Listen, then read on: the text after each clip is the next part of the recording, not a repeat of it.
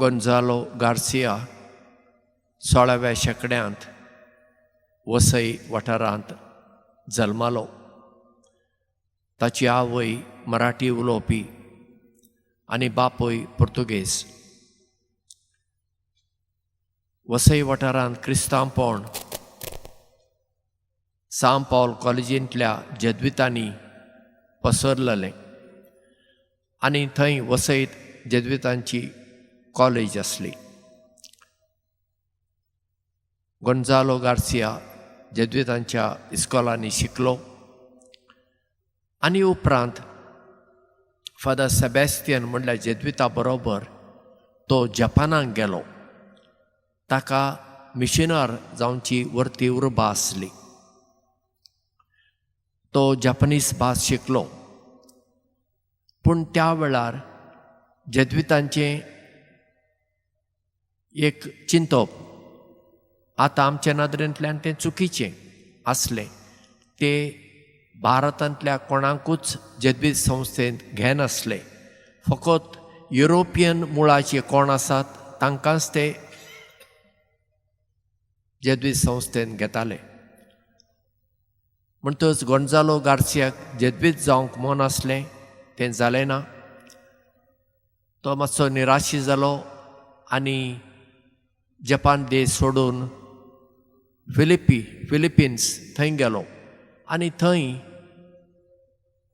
एक सादो मनीस कसो तो वावुरलो, काम करतालो. आनी तेन्ना ताका फ्रांसिस्कन फ्रादींची वळख जाली. तांचे संस्थेन तो ब्रदर म्हळ्यार पाद्री जावंक न्हय, फकत ब्रदर म्हूण जावंक तो भितर सरलो. आनी ताका जपनीज भास येताली जाल्ल्यान वडीलांनी ताका हेर फ्रांसिस्कना बरोबर जपान देशाक धाडलो.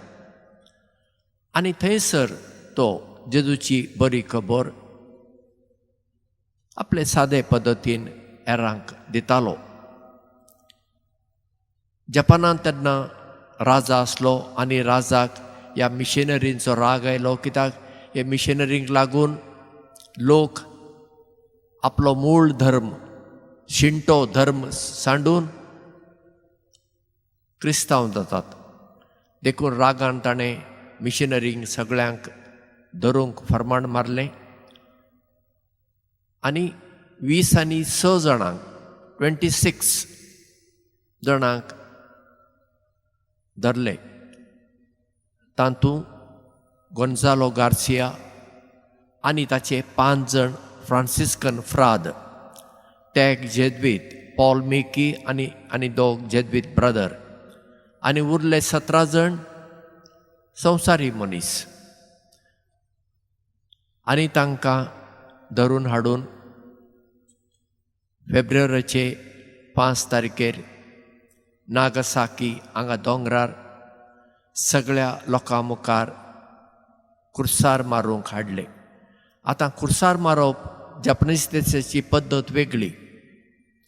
ते हाताक खिळे वा पांयांक खिळे मारिनात. दोरयांनी मनशाक बांदतात कुर्साक आनी गळ्याक एक लोंकडाचें रिंग घालतात, म्हणजे ताची गोमटी मान सारकी अशी उबी आसूंक जाय. मागीर खुरीस उबो करतात, मातयेन तो पुरतात आनी मागीर सैनीक आसतात भालो घेवन, भाल्यान तुज्या काळजाक तोपतात आनी मनीस मरता. पूण हे 26 जण आपलो जीव दिवंक ते भियेले नात, ते थरथरले नात. ते कुशेन गितां गायनां करून देवाक वाखाणून तांणी आपलो प्राण जेजूच्या हातांत सोडलो. पॉल मेकी ह्या जेजुइतान मरच्या आदीं तांकां म्हणलें, एक निमाणें एक मागणें करूंक तुमी म्हाका सोडात.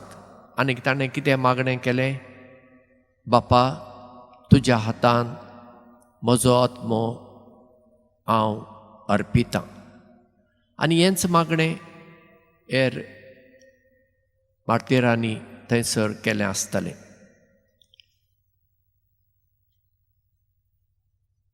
गोंजालो गार्सिया भारताचो पयलो सांत. ताजे उपरांत हेर सांत जाल्ले आसात. मदर तेरेसा आसा, पाजुजे वाज आसा, सिस्टर आल्फोन्सा आसा आनी हेरां आसात. गोंजालो गार्सियाच्या मार्तीरपणाक लागून वसई देशांत क्रिस्तांवपण चड पोरजोळ्ळें रोंबलें. हाका लागून वसई वाठारांतल्यान कितलेशेच पाद्री, कितल्योश्योच माद्री आयल्यो आनी आजून आसात आनी बरी सेवा दितात. आतां आमकां मार्तीरपणाचो मुकूट घडये मेळचो ना, पूण जेजूचे शिकवणे प्रमाणे आमी जियेतना तें जिवीत मार्तीरांचें. कित्याक जेजूचे शिकवणे प्रमाणे जियोप भोव कठीण, सोंपें न्हय. जायते फावटी आमकां दिसता हांव मिसाक वेतां, मागणें करतां, रजार करतां, तें करतां, हें करतां, म्हजेर हे त्रास कित्याक, ही पिडा म्हजेर कित्याक, हें सगळें कित्याक. जेजून आदी फुडें सांगलेलें आसा,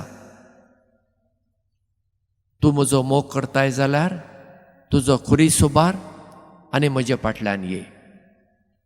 हो आमचो खुरीस आमी उबारचोच पडटा. दर एकल्याच्या क्रिस्तांव मनशान त्रास, कश्ट, दूख आसाच. पूण इतलें आसून सयत आमचे थंय जेजूची शांती आसूंक जाय. आनी तें आयच्या पयले वाचपान आमी आयकलें. सांव पावलो म्हणटा कोरिंतकारांक, कितले म्हणून ताणें त्रास भोगले, कितले फावटी ताका मार पडले, कितले फावटी ताका बंदखणीन घालो, कितले फावटी तो आकांताक सांपडलो, पूण तो निर्शेलो ना, तो परवशान फुडें गेलो. तर आमी आमच्या जिवितांत जेन्ना कश्ट येतात, त्रास येतात, विघ्नां येतात, अनवरां येतात, आमी निर्शेवची गरज ना. कित्याक जेजू आमचे बरोबर ते कश्ट सोंसता. तर असलो भावार्थ दिसाच्या दिसा आमचे भितर वाडत वचूंक देवाचो आदार मागुया.